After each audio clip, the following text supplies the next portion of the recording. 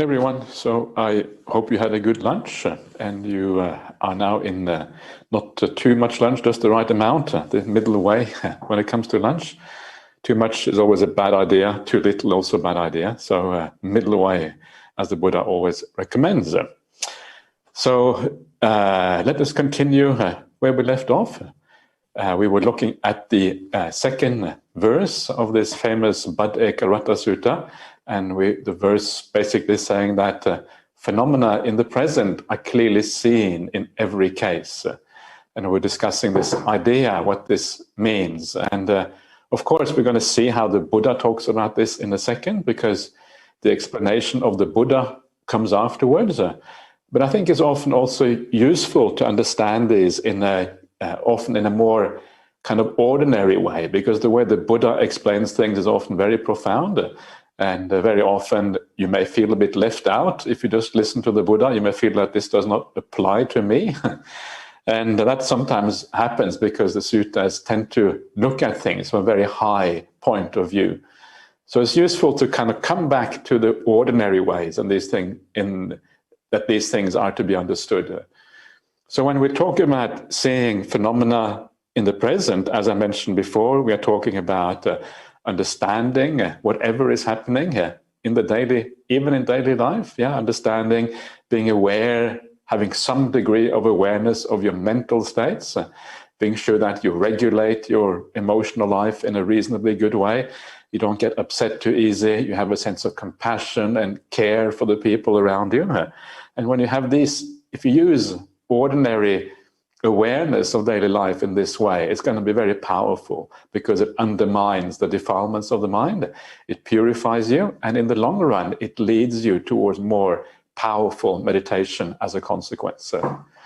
So it starts, seeing phenomena, it begins like this, and then as your mind is purified to a sufficient state, then it allows meditation to happen. It's kind of interesting when your mind is reasonably pure, you sit down, you meditate, and you find that meditation is so much easier. Before you may not have been able to watch the breath properly because your thoughts were kind of going all over the place, or you're feeling a lot of tiredness and lethargy and these kind of things. But then one day, because you practice in the right way, you purify yourself, it is as if the mindfulness becomes natural. And when the mindfulness becomes natural, meditation becomes possible. So seeing phenomena in the present, when mindfulness is natural, is quite easy. It just means that you are sitting back, you are mindful, the breath is there, and you can follow the breath with a fair amount of ease. So this is another aspect of the idea of clearly seeing phenomena in the present.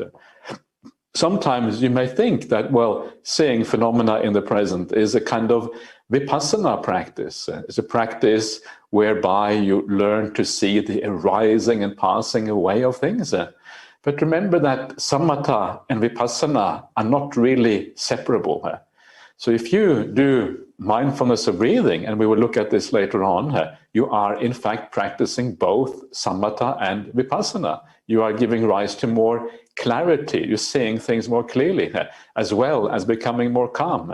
These two things have to go together. They cannot really be separated.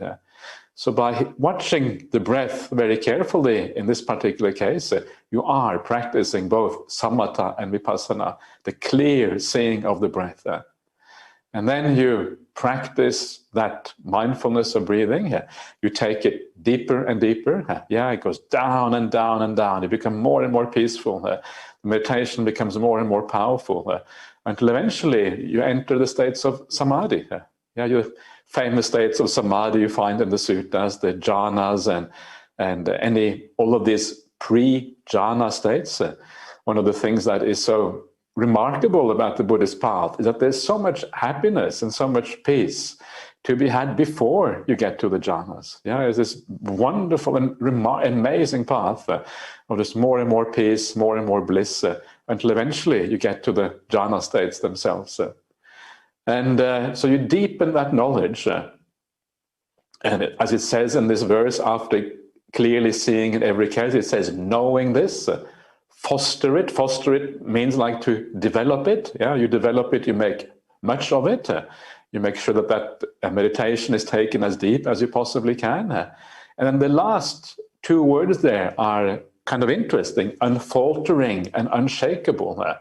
These are, the idea here is that when the meditation becomes very profound, your mind becomes very solid and very stable and very able to see things that you have never seen before, things that are very hard to see, things that, things that might scare you if you saw it in an ordinary mind state, because the delusion that we have is challenged. And when you challenge delusion, actually it can become scary. Yeah, just like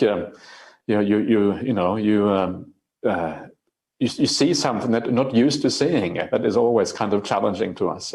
So you need this very powerful mind. And when you have this very powerful mind, unfaltering and unshakable, kind of implying the jhana states, implying deep states of meditation, that is when you are ready to really see things in the full way, all the way to enlightenment in self, certainly to stream entry, but all the way to enlightenment itself.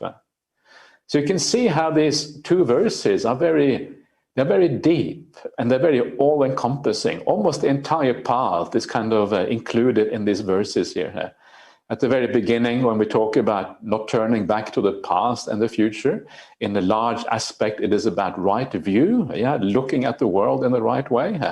And with that right view comes the ideas of compassion for the world, of not being angry with the world, and all of these kind of things. Comes the samma sankappa, and also the element of renunciation, which means giving up the ordinary world, which then allows you to enter samadhi states and eventually see things according to reality, because your mind is very powerful.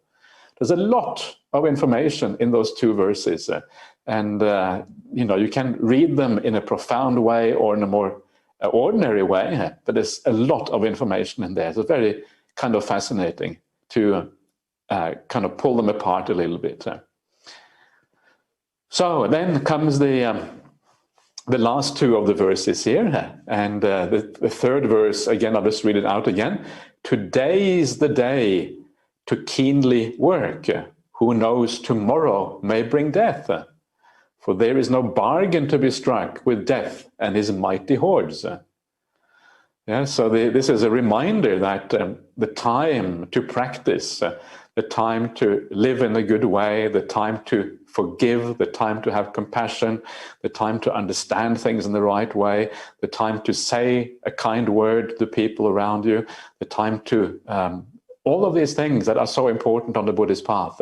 Now is the time, not later on. Right in this moment, right now is the time to have the right kind of thought.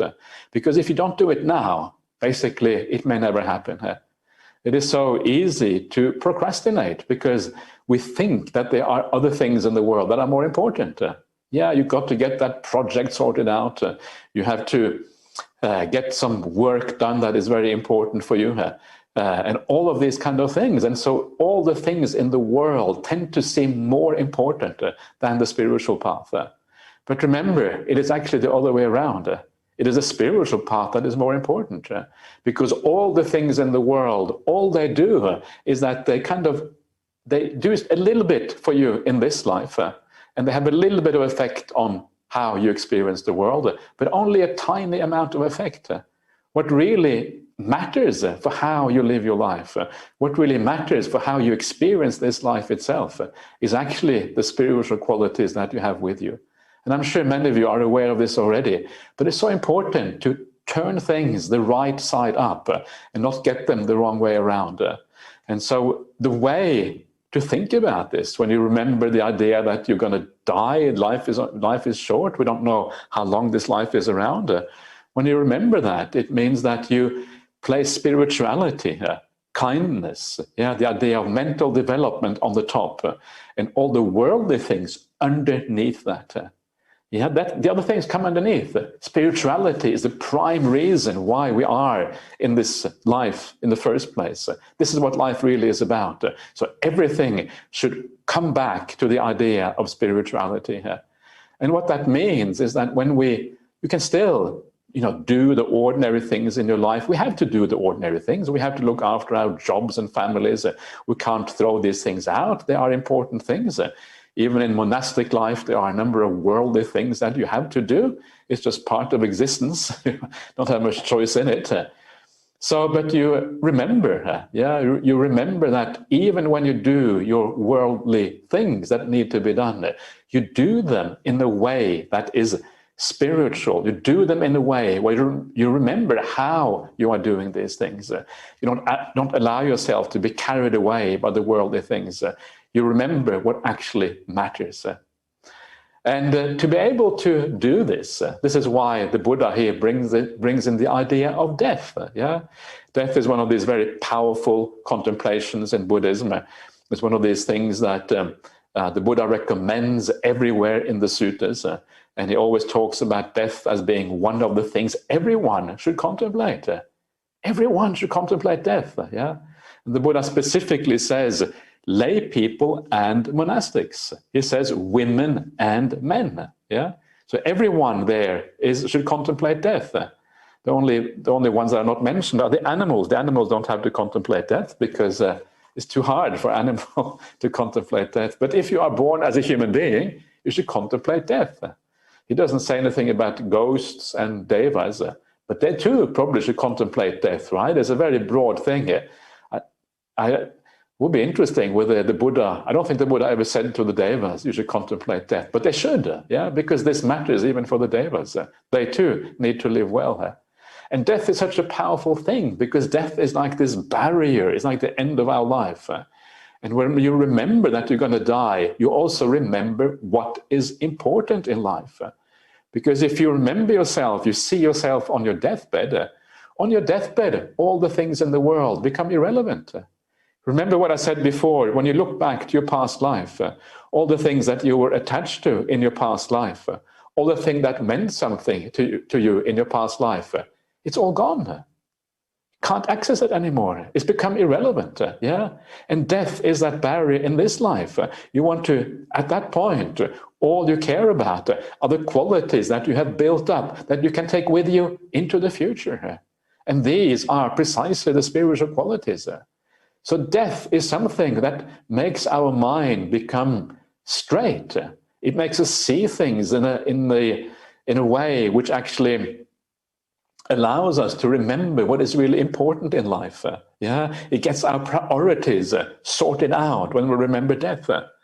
So please make the idea of reminding yourself that you're going to die. I'm going to die, for goodness sake. And not only am I going to die, I don't know when I'm going to die. What if I'm going to die right now? Am I ready to die right now? Feel inside of yourself if you're ready to die right now. And if you're not ready to die right now, you've got to get ready. Because actually, because we never know, the only time we can be ready is now.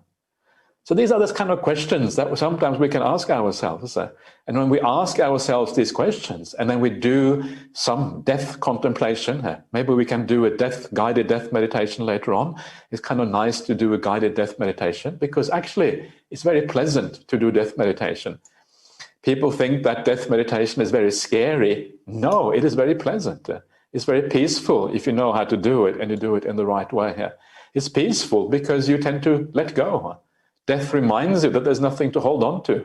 And when you let go, you become peaceful. By renouncing, peace arises in your mind as a consequence.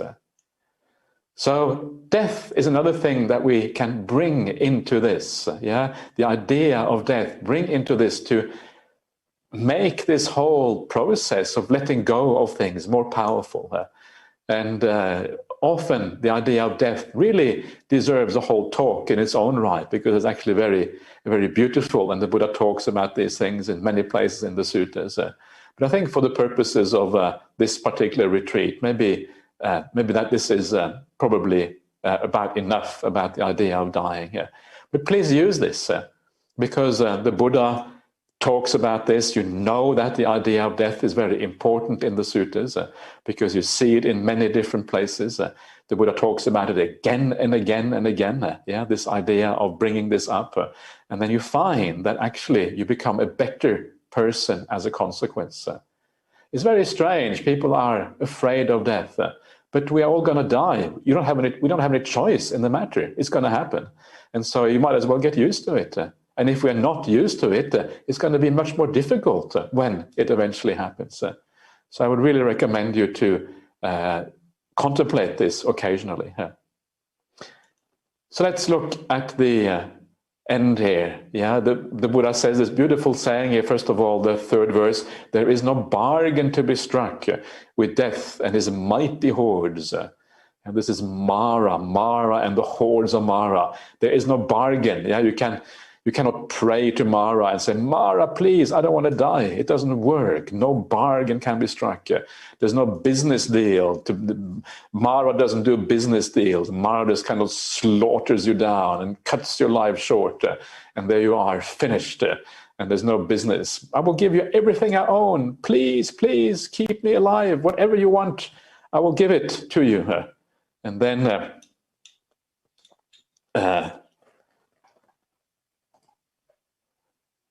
sorry, just something happened here.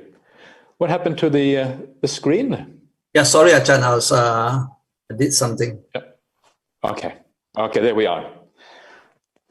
Okay, so Mara doesn't do any business deals. Now, it's interesting. One of the little stories that actually come to mind right now from the suttas, which is kind of fascinating here.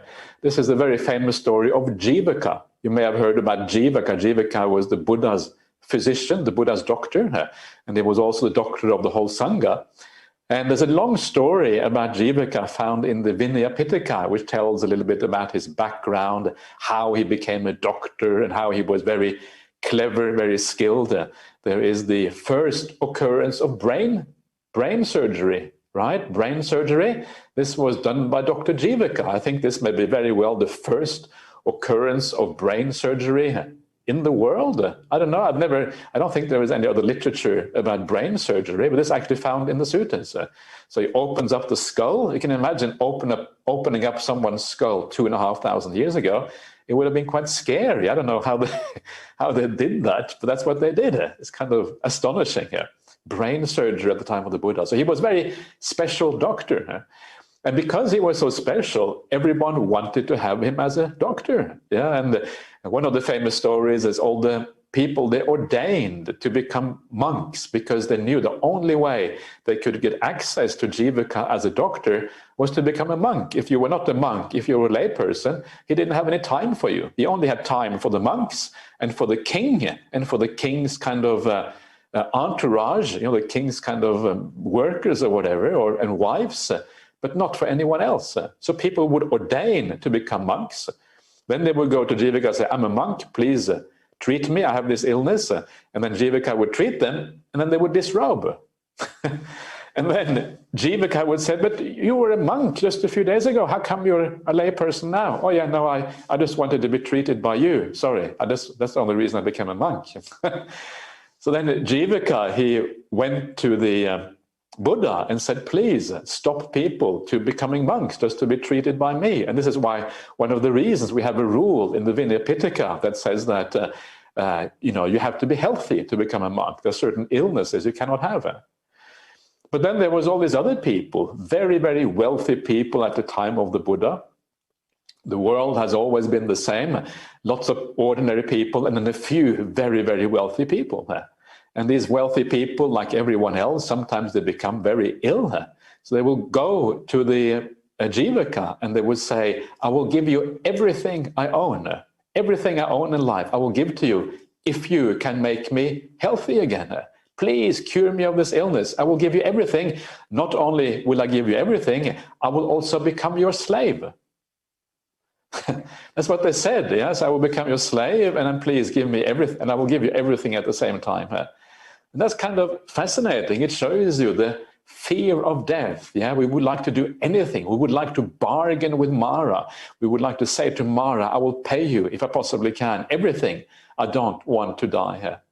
So if you want to avoid that, if you want to avoid getting to the end of your life and being in this precarious position where you want to bargain with Mara, build up those good qualities now. And if you have a lot of good qualities within, you will not be afraid of death.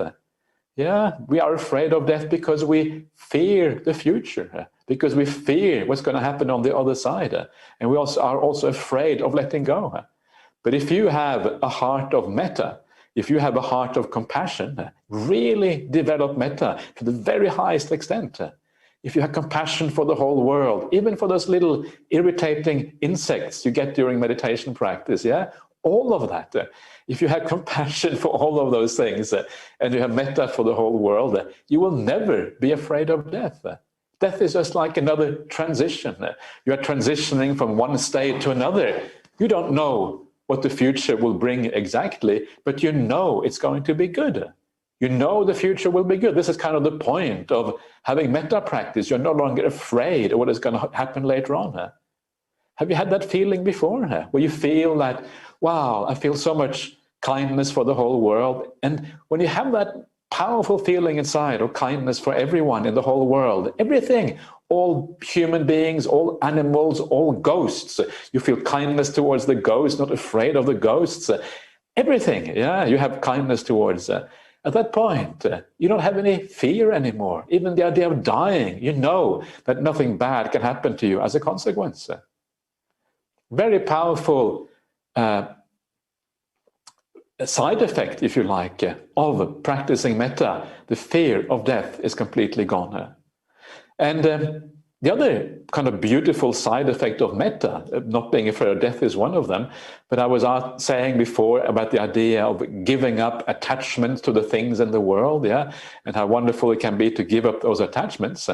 And that is true, but to be able to give up attachments can be very difficult very often, because even if you do these kind of contemplations, it may be that your mind is not ready to give up those attachments. But if you have metta, if you have kindness, if you have compassion in your heart, if you have these good qualities within, then the idea of letting go is far, far easier. This is why these things always come together. That is why the three sankappas, the three samma sankappa, the three right intentions go together as one package deal. Yeah, you have the avyapada sankappa, which is like metta. You have the ahingsaka sankappa, which is like compassion, and then you have the nekama sankappa, which is the intention to renounce. And they come together.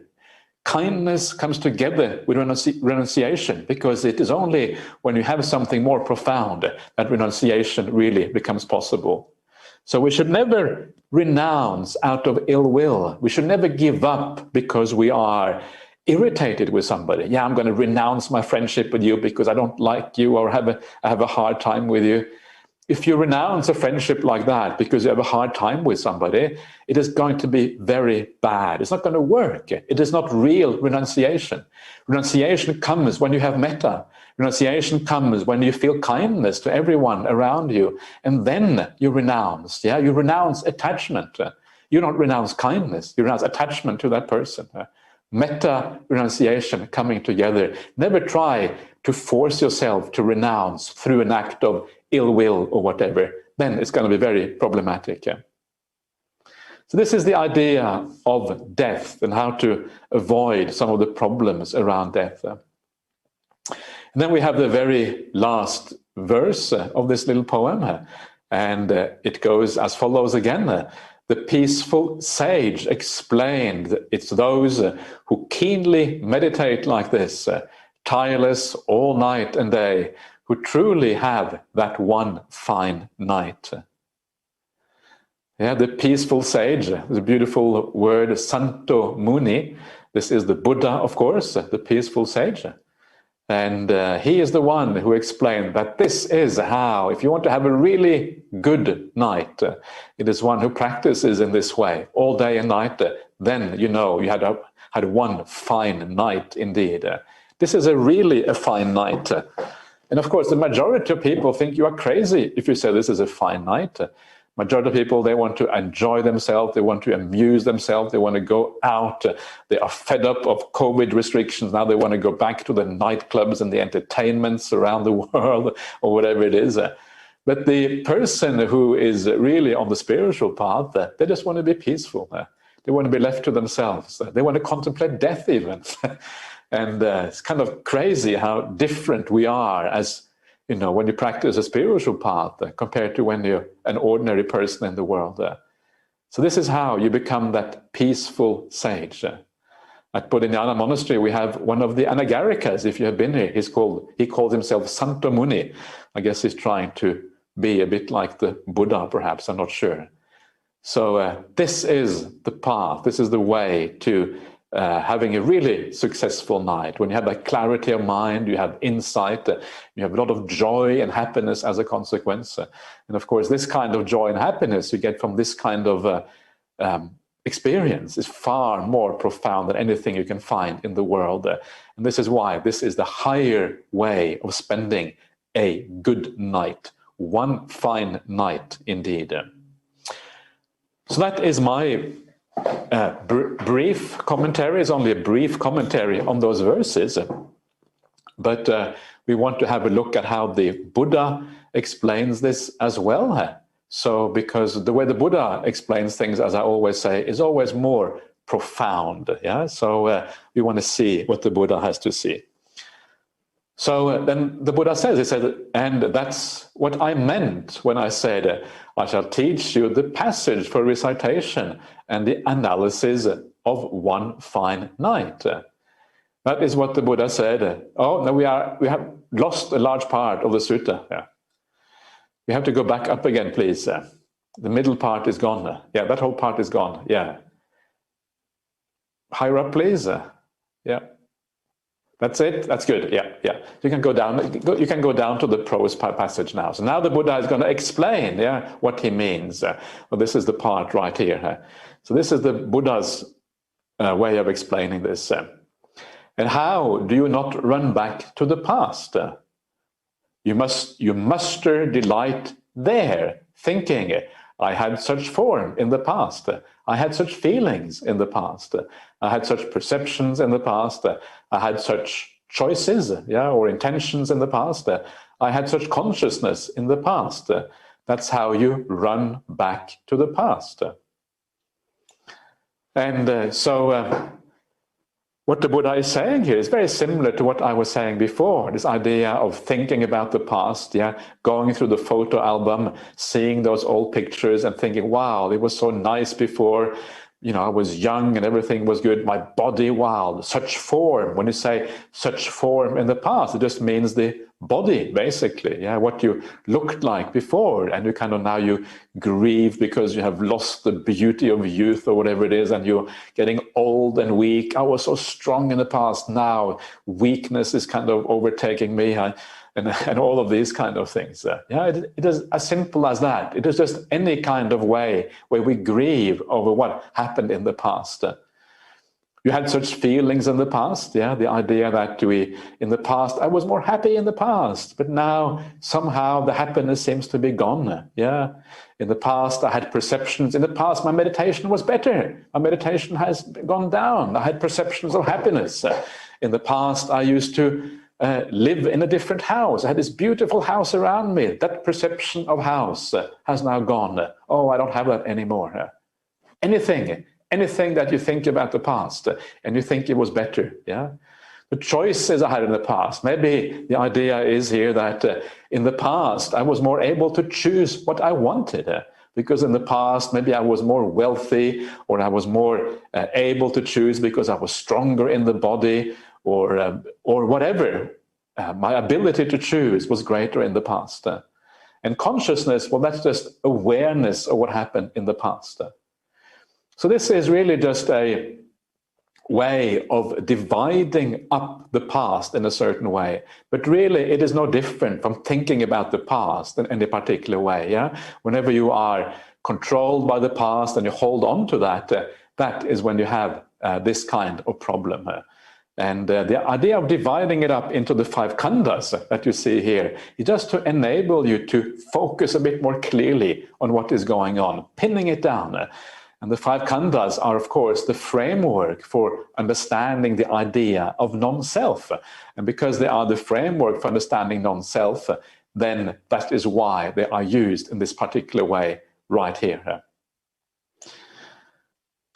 So we are dealing with the idea of not running back to the past. Yeah, how do you run back to your past? You think about these 5 khandhas, you think, wow, it was so nice. Or it can be that you feel bad about the past and you have had a trauma in your life. It's very common for people to have some kind of trauma. And then you think about the past and you feel, oh no, that was terrible. And you carry the past with you into the present and into the future. So these are 2 opposite ways, 2 opposite things that can happen here. And so we need to let go of that. Yeah, we need to kind of not do this. And the way to do that is, well, if it is a trauma that you had in the past, you need to forgive. You need to forgive whatever people were there, whatever people may have treated you in a bad way. You need to at least try to forgive. Yeah, slowly moving in the right direction. It can be very hard to forgive if someone has treated you very, very badly, maybe as a child or whatever. But still, you can do a little bit. Yeah, and by thinking in the right way, by remembering that these people are just following habits. They often don't know what they're doing. Yeah. They try to be kind, but don't really understand what kindness is. And maybe they were treated bad in return by other people. And so by thinking like this, you can you can let go of some of the traumas of the past, at least a little bit. You can reduce the pain of the past.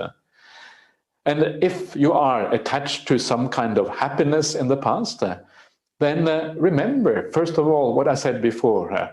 It's very hard to remember the past. We never see the past in the right way. We tend to think of the past in a certain way, but actually it is very likely that it was quite different. Sometimes all we remember are the good times, we forgot about the bad times. And by having a realistic idea of the past, you can start to let go. And the other idea that I was mentioning before is the idea of now is when you make your future.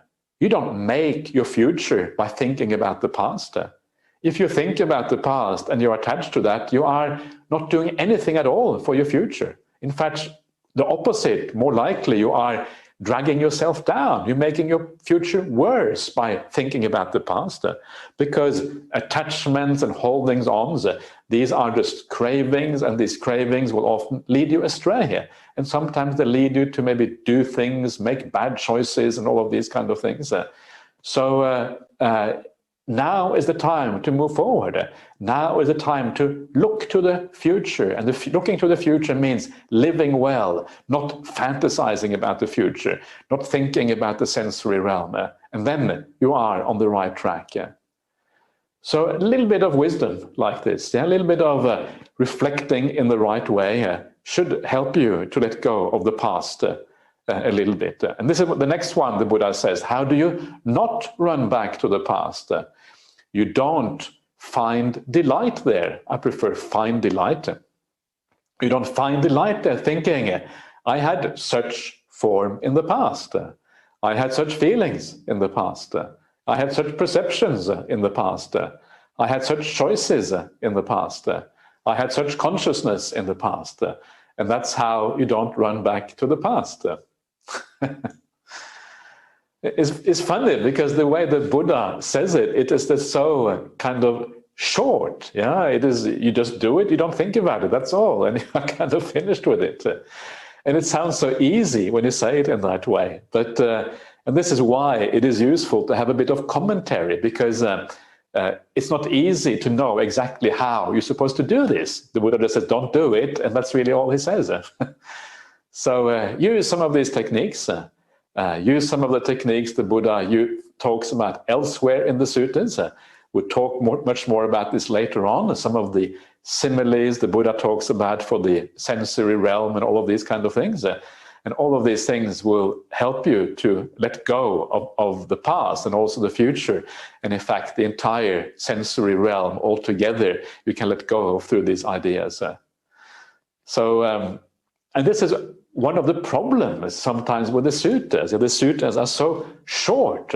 They just give you a very bare bones. They give you like the skeleton, and then we have to kind of add the meat to the skeleton. It's not easy. You read this and you think, okay, this is all very good, but it doesn't really give you all that much information on how to do these things. And this is why we have commentaries. And the commentaries, they often help you to find these solutions. And I have always liked Ajahn Brahm commentary, the famous commentary by Ajahn Brahm. Whenever Ajahn Brahm gives a talk, that's called the Ajahn Brahm commentary.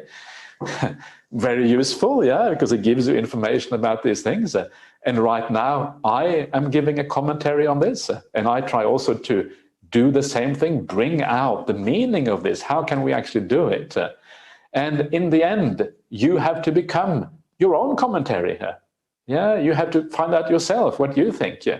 And sometimes people do that. They come to me and say, "Oh, this is what I think. Is that right?" And that's great. Please do that. Please think about these things for yourself and find ways of dealing with these issues so that you can also give rise to that mindfulness and let go of the past or the future in this way.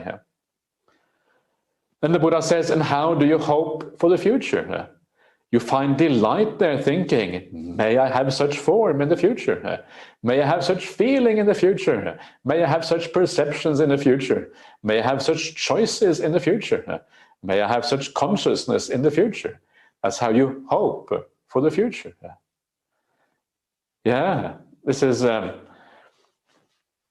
like the simile of the dream. Yeah, and I didn't mention this before, but it's a beautiful simile. I'll come back to it later on as well. This idea, the idea of the future that we have in our minds, where we're going to go, where we're going to be here. When you are young, when you go into university, you often have very strong ideas about what is going to happen in your life. You have strong ideas about what kind of work you're going to have, strong ideas about who you're going to be married to, who's going to be your wife or husband, strong ideas about how successful you're going to be or whatever it is.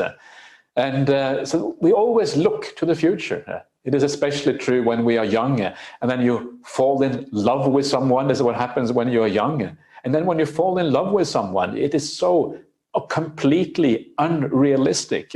We have these crazy ideas about what it's like to be in a relationship. Yeah, and we all know that when you get married, it is actually quite different. It is not really like that relationship that we thought it was going to be. Yeah, it is just so utterly uncertain.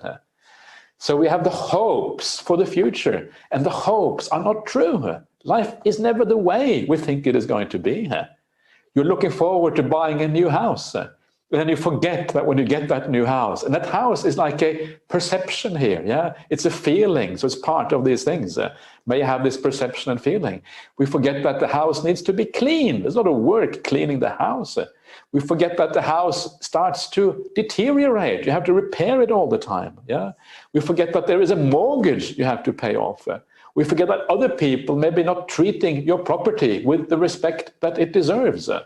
There's all these downsides, but when you think about it in your mind, it sounds so beautiful. It sounds so wonderful to have this house. And, my house, I have a house too. It's called the Kuti. It's a small house at Bodhinyana Monastery. It's 7 square meters large, 7 square meters. And 7 square meters is just exactly right. It's just enough to sleep. There's enough to have a desk in there. I can do a bit of work, and just enough to have my meditation seat. Yeah, and that's all there is.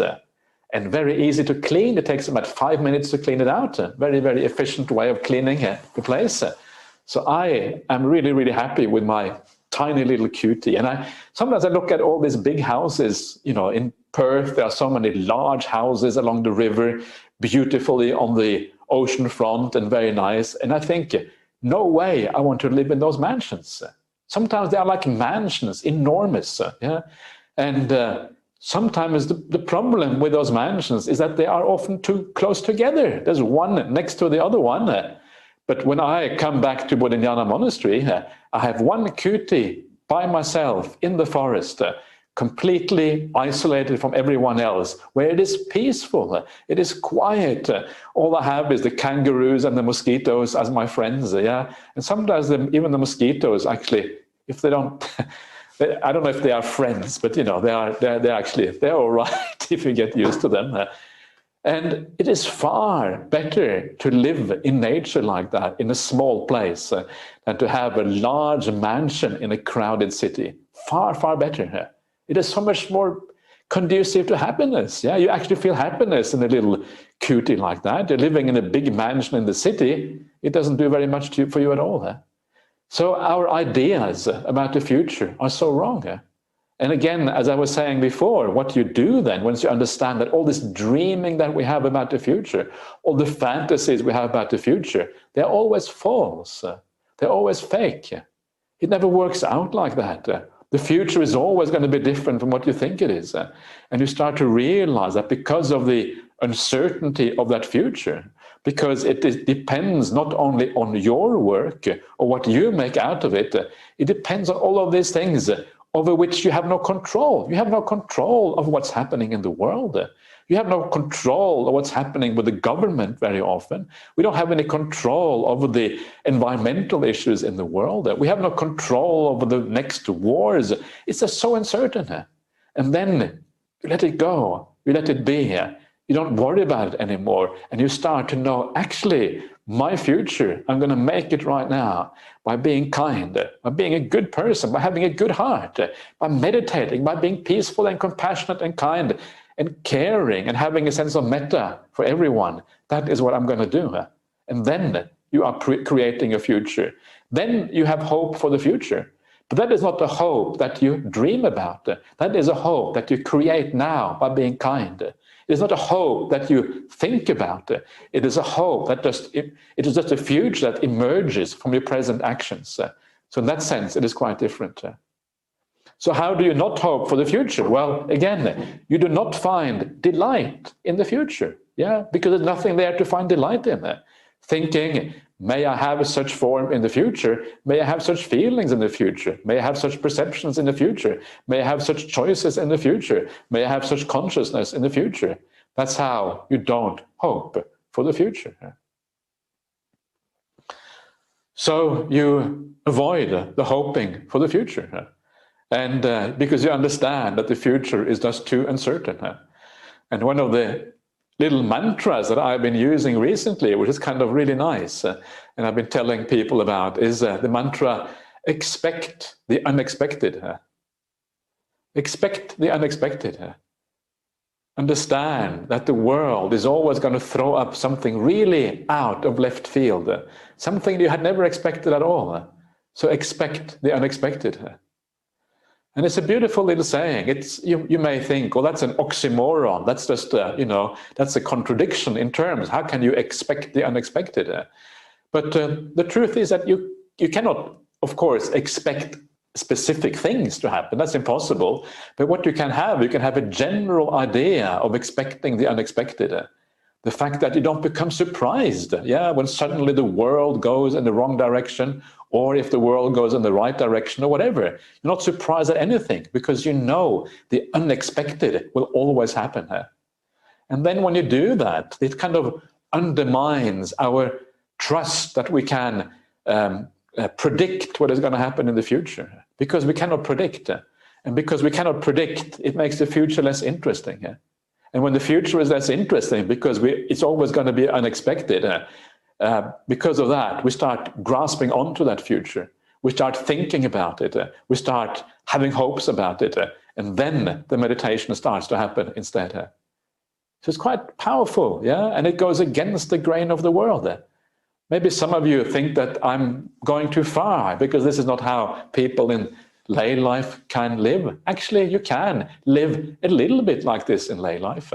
Maybe it's difficult to take it as far as, as enlightenment or whatever, but you can lean in this direction because this is just common sense when you think about it.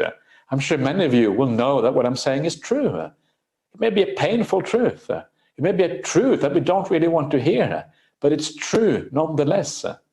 This is the kind of truth that all the sages, all the meditation masters throughout the centuries, throughout the millennia have understood. This is how they give up the world. They expect the unexpected. They know that this is the right way of thinking about life. So let us come down to the very last part here. How do you falter amid presently arisen phenomena. It is when an uneducated, ordinary person has not seen the noble ones and is neither skilled nor trained in the teachings of the noble ones. They are not good persons and are neither skilled nor trained in the teaching of the good persons. Yeah, they regard form as self, self as having form, form in self, or self in form. They regard feeling as self, feeling self as having feeling, feeling in self, or self in feeling. They regard perception as self, self as having perception, perception in self, or self in perception. They regard choices as self, self as having choices, choices in self, or self in choices. They regard consciousness as self, self as having consciousness, consciousness in self, or self in consciousness. That is how you falter amid presently arisen phenomena. So what does this mean? And this was what this lady Susie was asking before, and only now are we coming to it, always a little bit behind the times. Takes a bit of time to get to these things. And what this means, and this has many different levels of meaning here, but the immediate level of meaning, first of all, you will notice that this is about the uneducated person, the ordinary person who has not heard the teachings of the noble ones. So this would be someone who has never heard about the Buddhist teachings. Yeah, someone who is not a Buddhist has no idea about these teachings. For us, well, we are somewhere in between because we have heard a little bit of these teachings, but we may not have the full understanding yet. So we're moving towards that full understanding here. So what is it that is going on here? And what is going on here is just the attachments that you have right now. This is what this is referring to. It may not be obvious that it is referring to this, but actually it is, and it's a very comprehensive and detailed way of referring to the attachments in the present. Yeah, so for example, you take form as self. What does that mean? Well, it means that you are regarding this body as yours, yeah, or you have self as having form, yeah. It means that the self has the body, which kind of makes sense, yeah. This body is mine, yeah. Don't touch my body. Keep your hands away. This is my body. You can't just kill me, yeah, because if you kill me, you are destroying my body. I won't have that. I don't want you to kill me. You can't just chop off my hand, yeah, because if you chop off my hand or my finger, you are attacking me. This is my body. This belongs to me. So if you feel that someone should not injure you, someone doesn't have the right to kind of hurt you or whatever, if you are attached to your body, this is what this means. You are attached to your body. And these are just different ways of thinking about that attachment, yeah.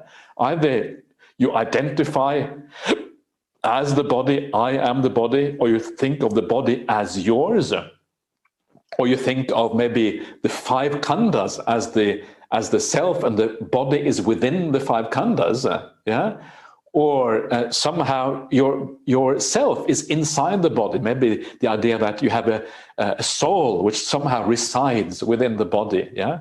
But in all of these cases, form is somehow related to you, and you consider it yours. And of course, many of you do that. Yeah, we all consider our body to be ours to some extent. It's very difficult to avoid that. Yeah, and but because you are a Buddhist, you have some idea that this maybe even though you feel like that, maybe you know also maybe this isn't true. Yeah, maybe this body is not really mine. How do you do that? How do you see that the body is not yours? And this was what the lady Susie was asking about before. How do you do that? Do you just think this body is not mine? Do you use this like a mantra in your meditation practice? The best way of seeing that the body is not yours, yeah, is to practice meditation. Calm yourself down. Watch the breath. Have as few defilements as possible. And as you calm down, one of the things that you will notice is that the body starts to fade away. The body starts to disappear. Gradually. This is called viraga in the suttas. You find this specifically in the Anapanasati Sutta, the sutta on mindfulness of breathing. We'll be looking at this sutta later on, and you will see that this is exactly what the Buddha is talking about. Viraga, the fading away of form. And it fades away. There's less and less. The body disappearing in the background.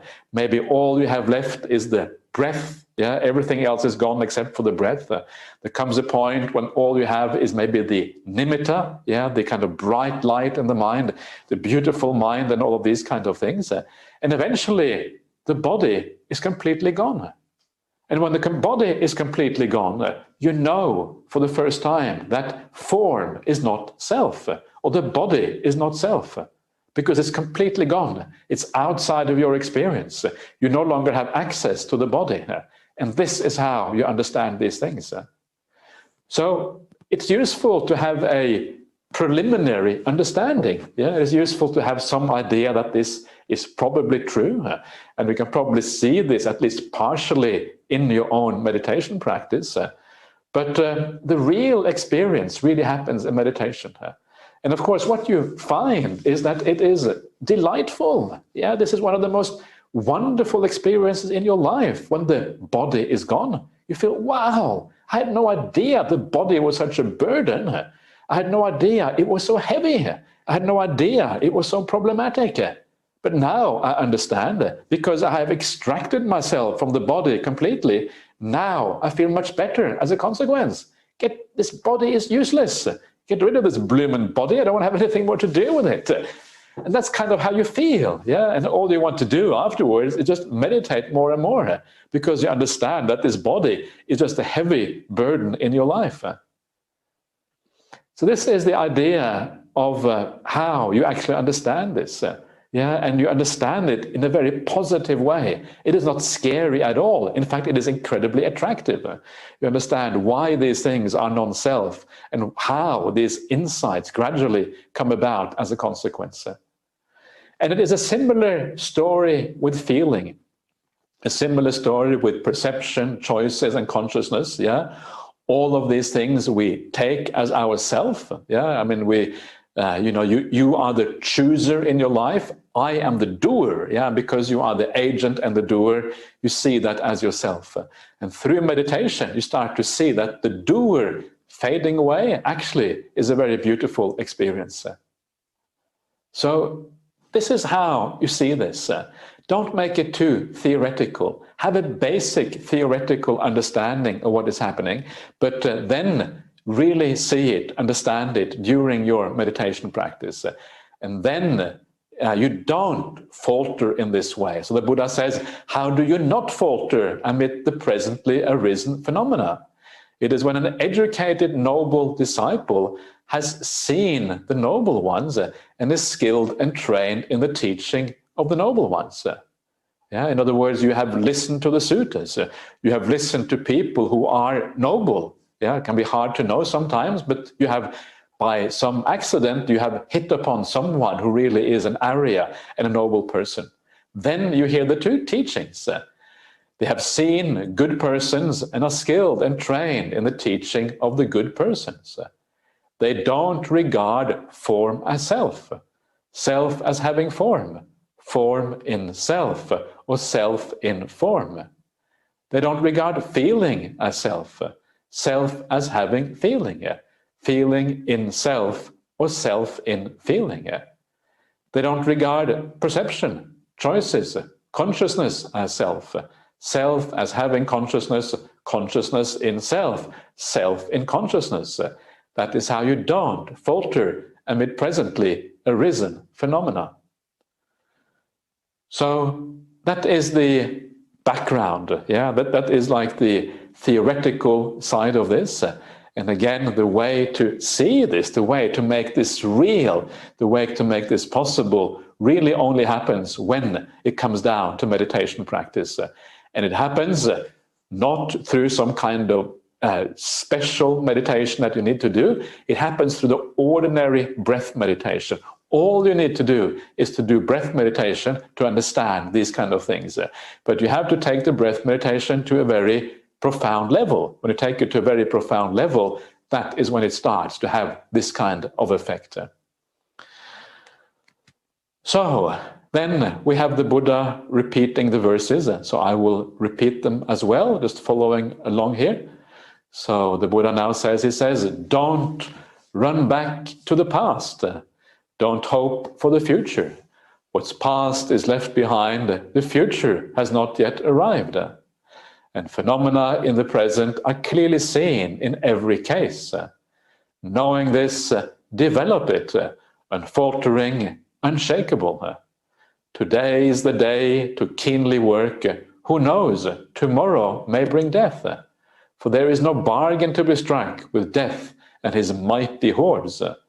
The peaceful sage explained, it is those who keenly meditate like this, tireless all night and day, who truly have that one fine night. So it's a beautiful verse, yeah? And sometimes I think on the Buddhist path, what we need to do is we need to just remember a few really inspiring things on the path, a few things that just lift you up and guide you in the right direction. And sometimes just remembering even a verse like this, yeah, memorizing it by heart, maybe even just the first 4 lines, yeah, the first 8 lines, something like that. If you memorize that by heart and you keep that in your mind, then you have something that you can always bring out, yeah, to always remind you of what you should be doing, how you should be practicing here. And I know a lot of people who do that. They just remember some very simple lines of Dhamma and they use that to inspire themselves. So anyway, so coming to the very end of the sutta, and that's what I meant when I said, I shall teach you a passage for recitation and the analysis of one fine night. This is what the Buddha said. Satisfied, the mendicants were happy with what the Buddha said. So we have now finished one sutta, which is good news. So we can now move on to the next one. So this is another sutta. I don't think I have ever taught this sutta before anywhere. So you're probably the first ones to hear this sutta taught by me. But it is actually quite an important sutta in terms of meditation practice, because it is really about how to use the body to advance our insight and our understanding and to overcome defilements. That's kind of the idea behind the sutta. Kaya gata sati, sati is mindfulness. Kaya gata means mindfulness aimed at the body. Yeah, mindfulness going to the body. This is quite literally what it means. And the kaya is not just body in an ordinary sense. It means like the sentient body, the body of experience. That's really what it means, the experiential body. And this sutta is about a number of different exercises that we can do in the practice of meditation, in the practice of contemplation. And these practices you will see if you are well versed with the Satipatthana Sutta, you will see that the exercises here are exactly the same as in the Satipatthana Sutta.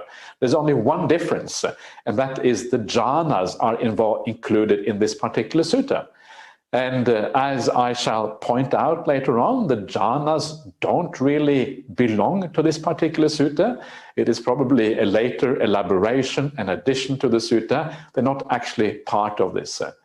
So it's almost exactly the same. It is exactly the same exercises as you have in the Satipatthana Sutta.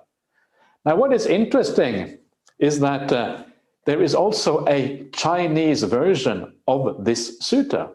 There's also a Chinese version of the Satipatthana Sutta. This is the Chinese translation done by Xuanzang and these ancient Chinese pilgrims who went to India and brought the suttas back to China, 1,500 years ago or whatever it is. And when you compare those suttas in Chinese translation, Yeah, these suttas in Chinese translation, they are actually from the Sarvastivadin school. The Sarvastivadin school is not the same as Theravada. It is closely related, but not exactly the same. When you look at those suttas in the Sarvastivadin school, it is actually very interesting, because what you find is that the Satipatthana Sutta, under body contemplation, has a number of additional things. Yeah, and the additional things it has in there are things like overcoming the thinking mind. It has the perception of light in meditation. It has the 4 jhanas, yeah, in the meditation practice. These are all part of the Sarvastivadin Satipatthana Sutta. Now, if you go to the Sarvastivadin version of this sutta, the mindfulness of the body, it has exactly the same extra pieces as you find in the Sarvastivadin version of the Satipatthana Sutta. So what we find is that the mindfulness of the body sutta is exactly the same as the Satipatthana Sutta in the Pali. And the Sarvastivada, the Satipatthana Sutta in Sarvastivada, is exactly the same as the Kayagata Sati Sutta in Sarvastivada. So they are exactly the same, but they are different from each other. The Theravada is different from Sarvastivada. I don't know if that is clear. Maybe what I've been saying has not been very clear. It is almost needs maybe to be put down on paper to be clear.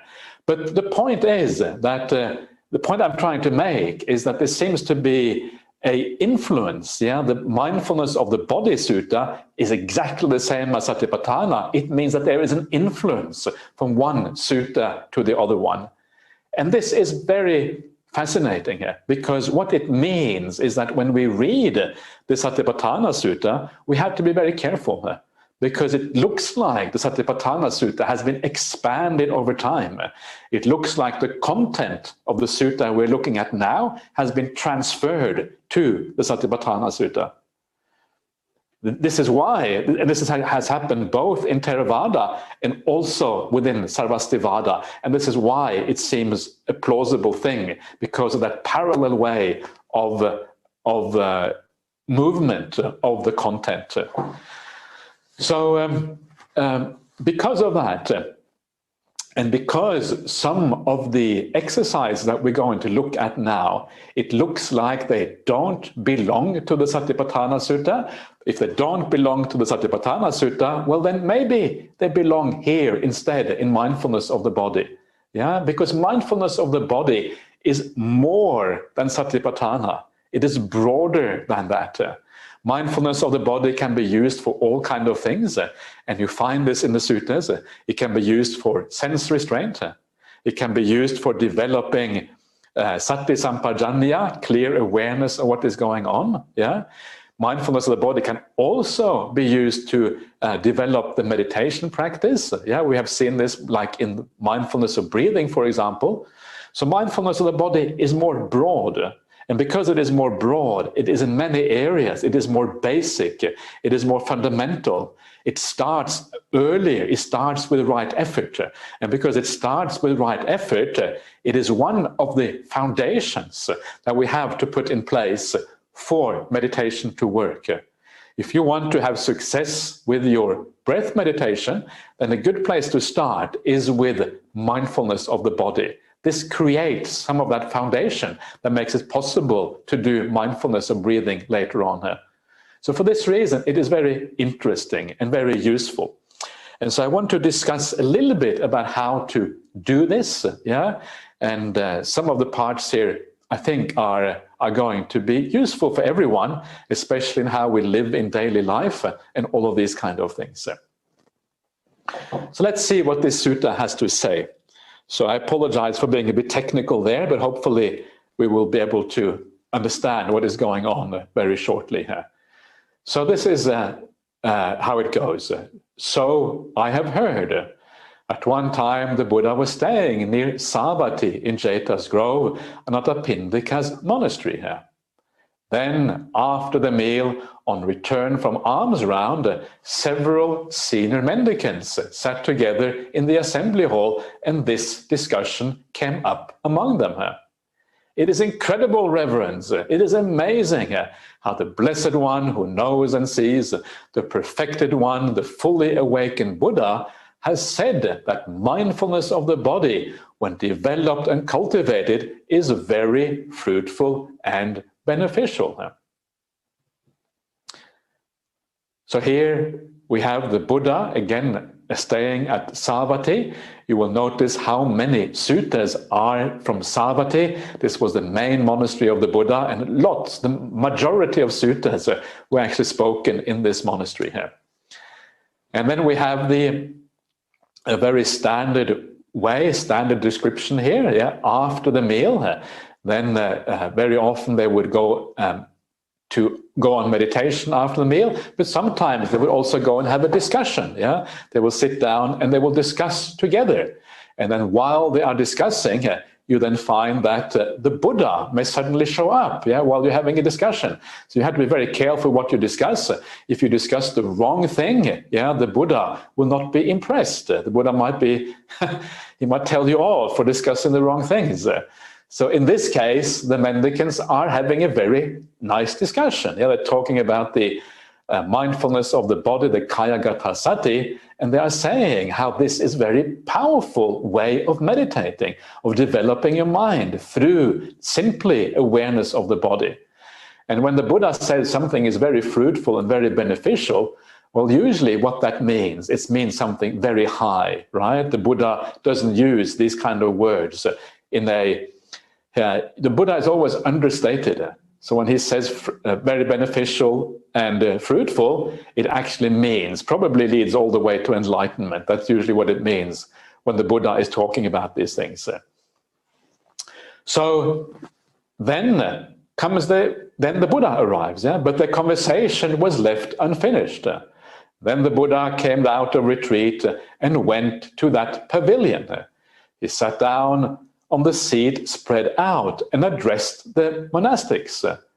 Monastics, what were you sitting talking about just now?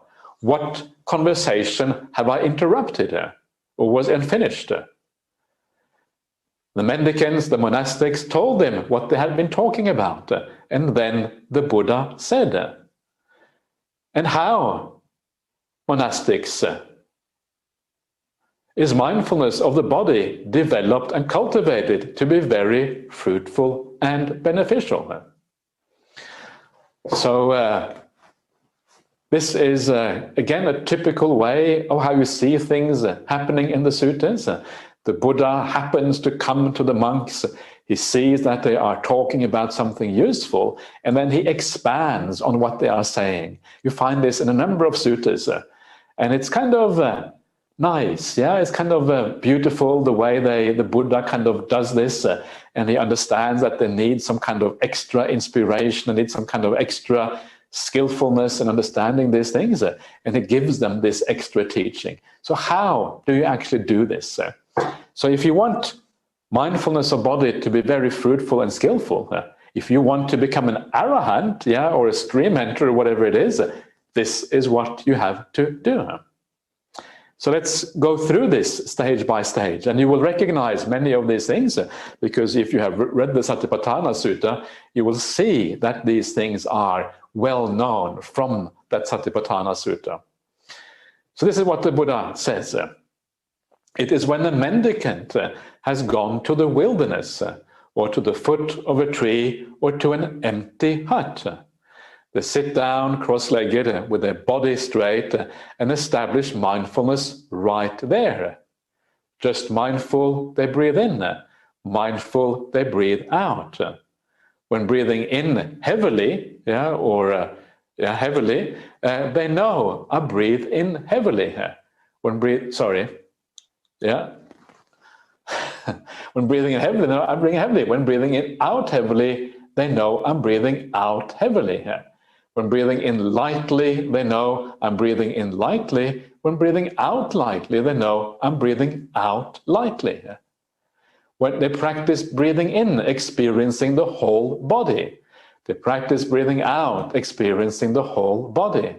They practice breathing in, stilling the body's motion. They practice breathing out, stilling the body's motion.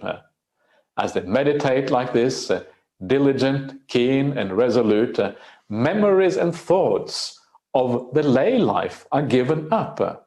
Their mind becomes stilled internally. It settles, unifies, and becomes immersed in samadhi, or they become stilled. That is how a mendicant develops mindfulness of the body.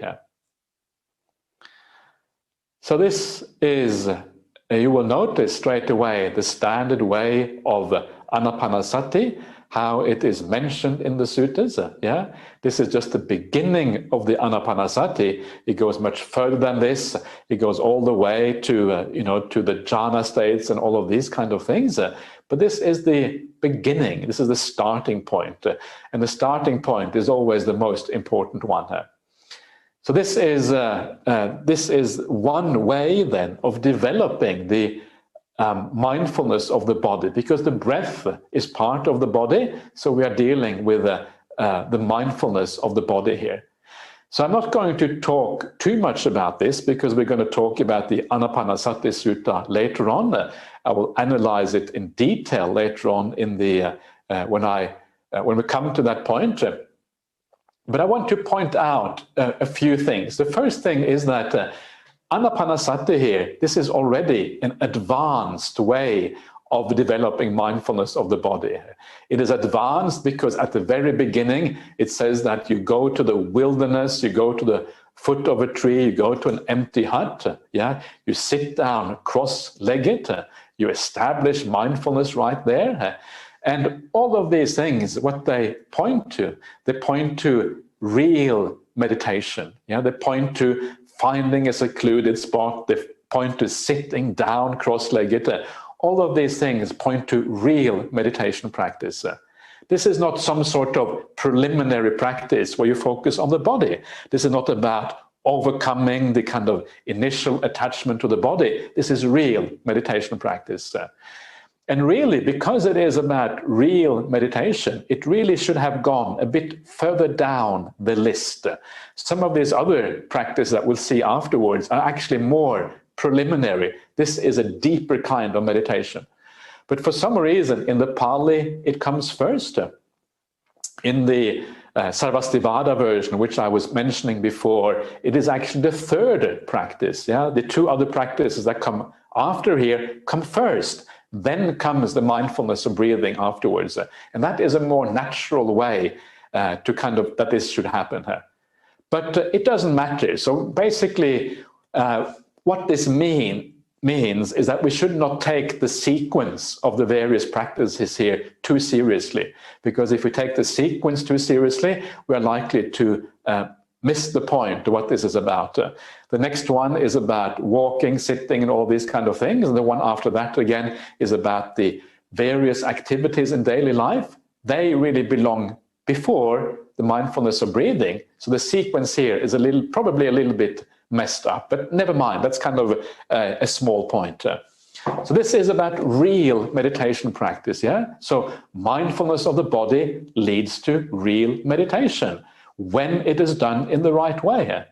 And the very last sentence that we have here is really the sentence that is unique for this particular sutta.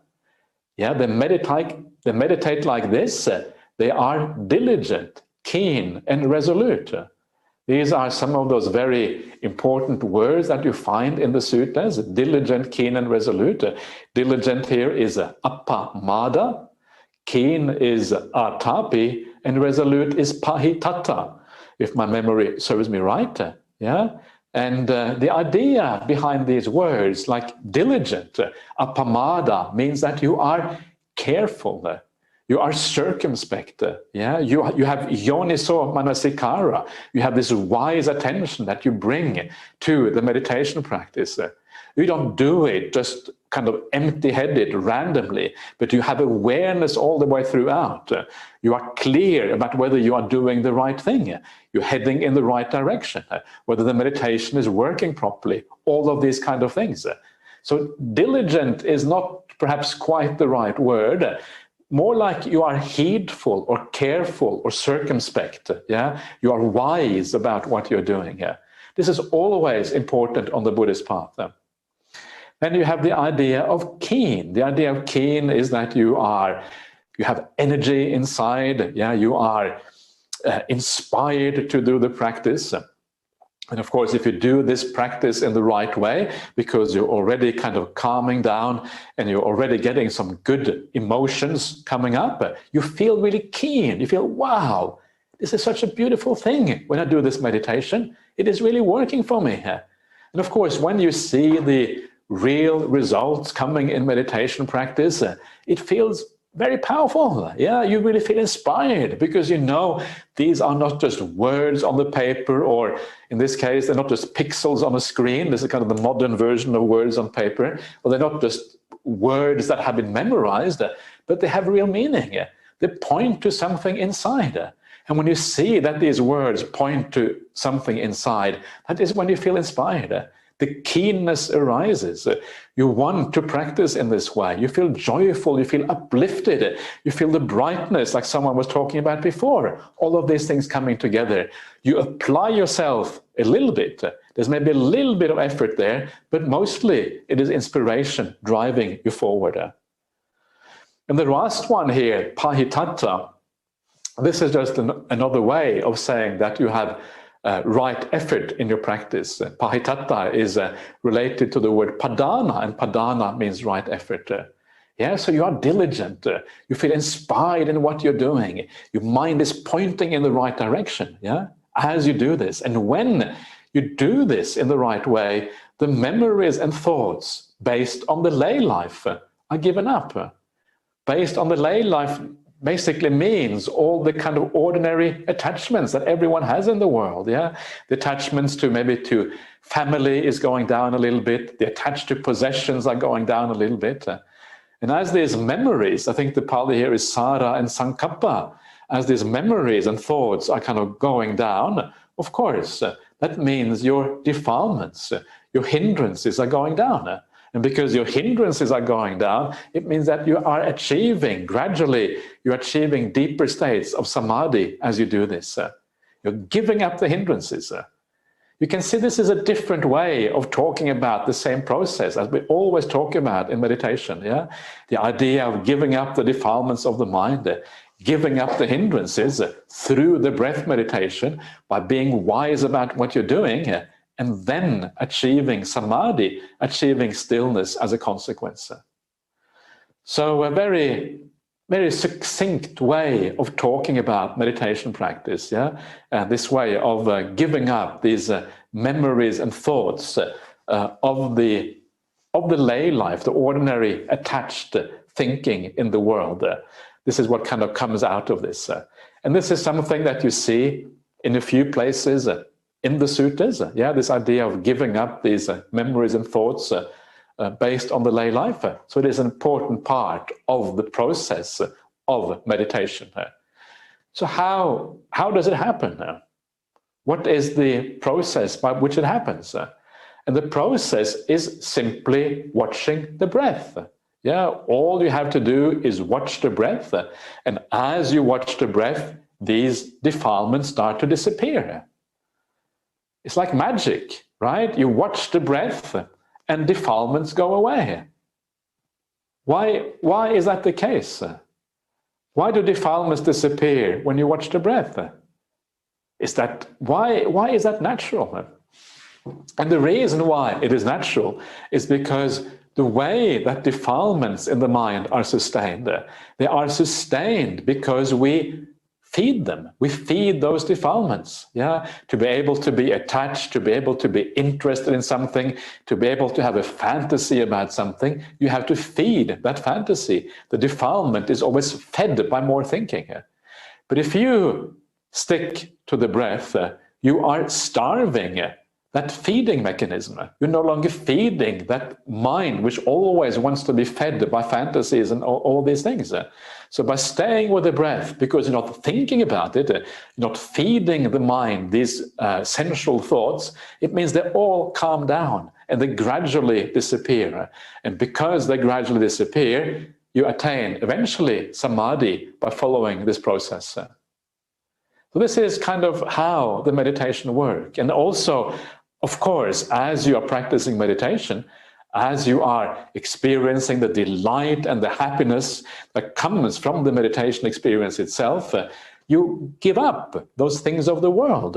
You let go of them because you understand that there is a greater kind of happiness. So these two things together, working together, yeah, starving the mind of that input which makes you attached, and also finding an alternative happiness that is more profound than the happiness of the world. And then you keep on. You carry on the mindfulness of breathing. And if you carry on the mindfulness of breathing, there comes a point when the mind becomes settled internally, yeah, as it says here. It settles, it unifies, it becomes stilled in samadhi. Stilled in samadhi. So this very last part here, being settled internally, stilled internally, settled and unified and immersed in samadhi, this is just another way of talking about the jhana experiences. Yeah, so by practicing the mindfulness of breathing in the right way, undermining defilements, bringing the mind together in this way, you achieve jhana. This is what the sutta is saying here. So it is very powerful, yeah, and this is kind of the point here. So it's important to also realize that there is here a number of steps. We're talking about the mindfulness of breathing. It comes here to the breathing. You breathe stilling in the body's motion. Yeah. After that, there's a number of more steps that you have to take before you actually get to samadhi. So this is like a contracted form. A number of steps are missing in between. But the point is that if you keep on doing this practice in the right way, you take it all the way to the end, then this is the consequence. You achieve samadhi because of that. So that is the very humble breath. Yeah, the very humble breath is such a powerful meditation object that it leads to all of these wonderful things here. That is how a mendicant develops mindfulness of the body here.